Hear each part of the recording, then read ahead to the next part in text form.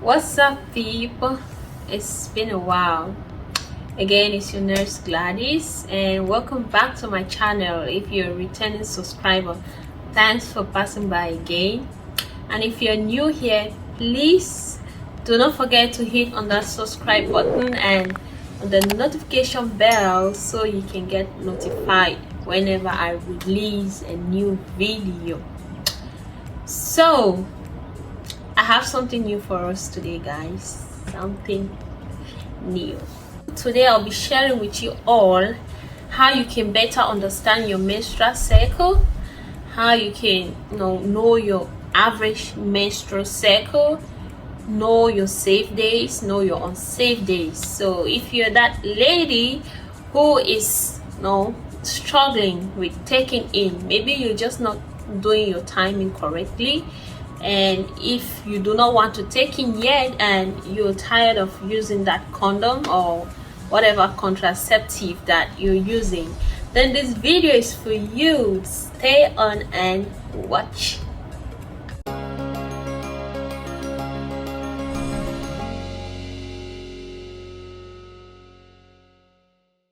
Okay, so first thing first, what is menstruation? So for any layman out there, menstruation is simply a woman's monthly bleeding, or also known as period. So a woman sheds blood every month. So what typically happens is that every month one egg is released from the ovary down into your fallopian tubes. Your fallopian tubes connect your uterus to your ovaries. If you have any intimate contact with a man at this time, the eggs will be fertilized and it will bring forth a baby. But if no fertilization occurs within about 12 to 24 hours, then this egg is going to be destroyed. And once it is destroyed, the lining of your uterus will shed, and that is what forms the blood. You see, it comes out as a monthly discharge, a bloody monthly discharge, because during that time that your body is releasing the egg, it's actually preparing the womb for pregnancy. That is what the eggs are meant for. So during that period, your body prepares your womb for pregnancy.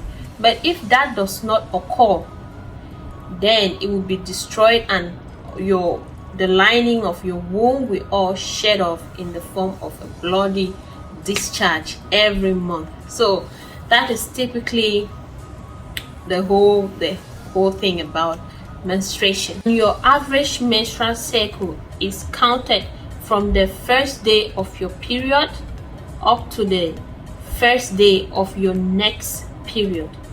So you can, if you want to keep track of it, some people really have a regular menstrual cycle, so it's easy for them to keep track of it. So if you want to keep track of it, you can keep track of, let's say, the first 2 periods or first 3 periods. If your menses begins now, you mark that very day that it started, and then it runs through for maybe some people 4 days, maybe 5 days. For some people it may go up to about 6 days. So once it ends on that 6th day, you're now waiting for the next period. So if the next period starts again on another day, then you now see, you count from that day it started till when it started for the next period. So you count that duration, how many days. So that is the cycle. For some people it's 28 days, for some it is 35 days, but at least it shouldn't be less than 24 days or higher than 38 days. That is the normal average. But we all are born differently. People have different body systems. Behave or respond differently to hormonal changes. So every woman is not the same. My system may be different from yours, though we both are women. So there are always exceptions.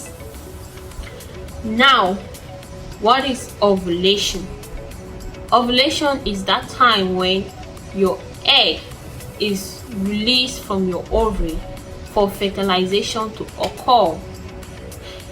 If fertilization does not occur, as I mentioned before, that egg will be destroyed, and your lining, which has been preparing for pregnancy, your lining actually prepares during this period of ovulation. Your lining, the walls of your womb, start preparing for pregnancy, under the influence of some two major hormones, which are estrogen and progesterone. So if this egg is not fertilized within 12 to 24 hours, it gets destroyed, and the linings of your womb will break down, because the levels of these two hormones, estrogen and progesterone, start to drop.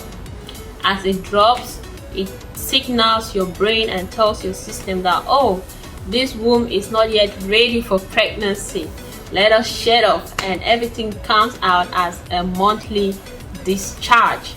So now let's calculate your unsafe days, in other words, your fertile days.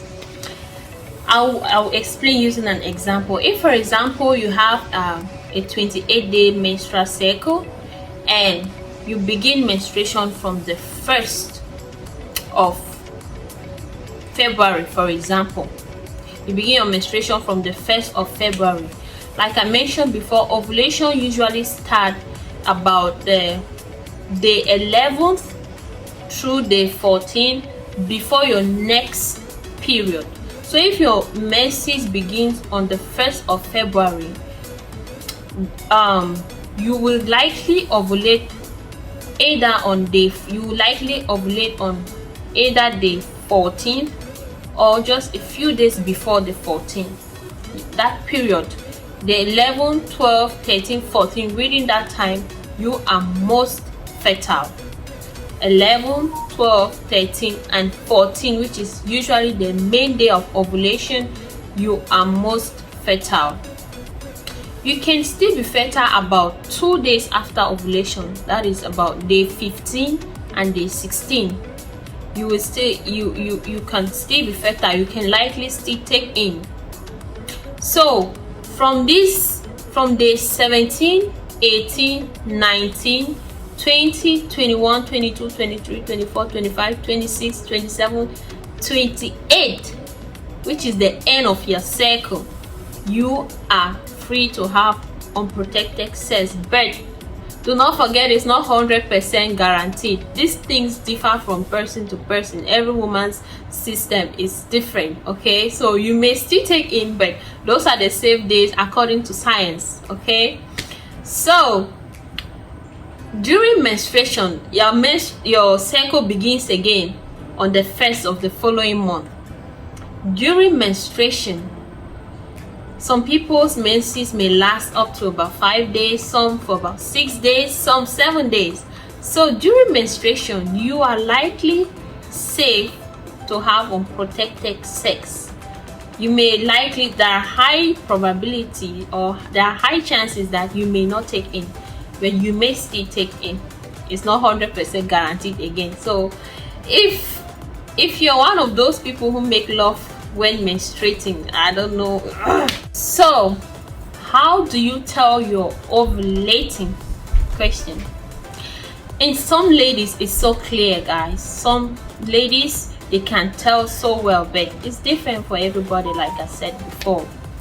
So when you're ovulating, some people may have some mild cramping around the pelvis. Some ladies may have mild cramping. During that time too, as tempting as it is, ladies turn out to have more libido, that is more sexual drive, that increased urge to make love.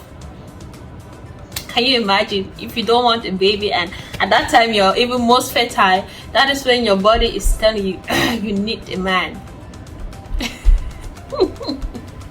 Okay, so yeah, but aside increased desire to make love, you also have increased body temperature.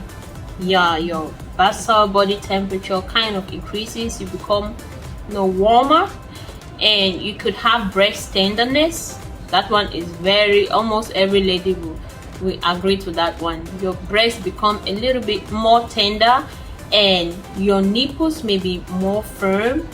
It kind of make you look more attractive for a man. Should I put it that way? So guys, that is all about the signs. I mentioned breast tenderness, I mentioned pelvic pain, I did mention the slippery vaginal discharge, which is usually clear in color. I also mentioned increased urge to make love, as sad as that may sound. Yep. So this is different for different people. It's not the same for everybody. It differs for different people, different women. Okay, and as you age too, it affects your menstrual cycle. The regularity may change. It may become longer, it may become shorter. So as women, it's good we do our checkups too from time to time. And if you're a man watching this video, do not forget to educate that daughter of yours, that fiance of yours, that wife of yours. And if you're a lady, I hope this was very informative and useful. Thanks for watching. Do have a beautiful and wonderful Easter. Bye.